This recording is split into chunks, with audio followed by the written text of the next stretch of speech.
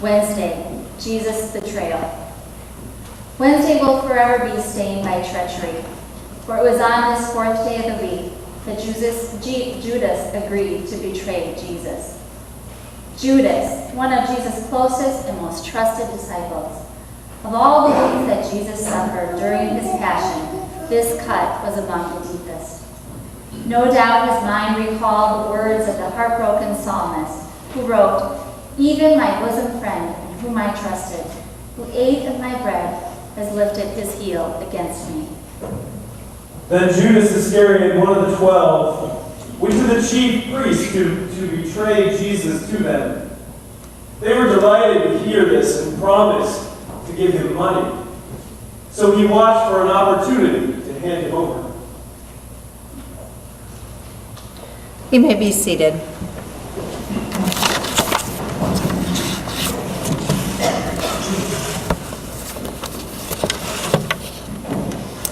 As we hear again the story of Jesus' journey to the cross, this moment with Jesus is not only of great drama, but also great tragedy. We don't really know exactly what motivated Judas to betray Jesus. Let's face it, we ourselves have had moments in our lives of betraying or hurting friends, family, neighbors, co-workers, and we also have been betrayed and hurt by others too. Why? What motivates this? Temptation? Peer pressure? Revenge? Not thinking clearly? Maybe Judas thought that Jesus would be the kind of Messiah who would lead an army to crush the Roman bullies.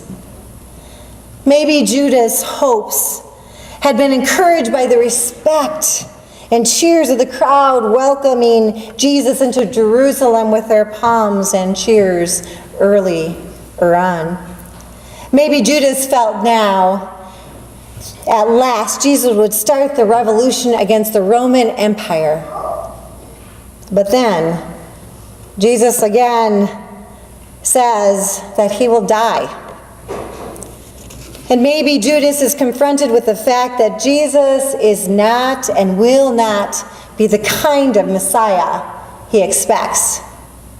And so, blurred by disappointment and his own feelings of betrayal, Judas offers to betray his teacher, his friend.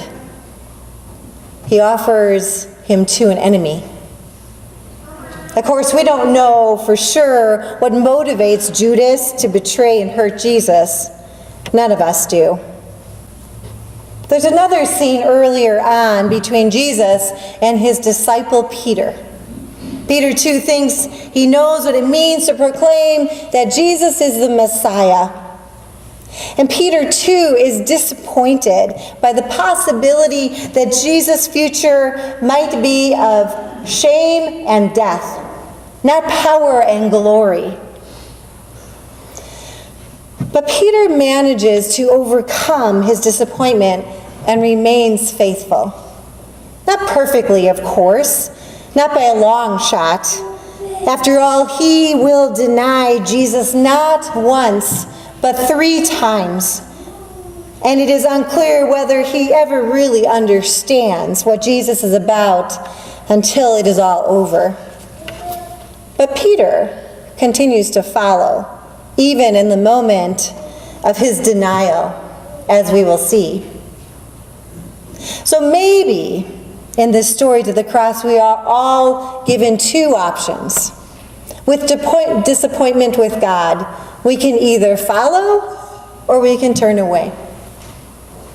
Following doesn't have to be perfect, and it doesn't assume we always understand what's going on.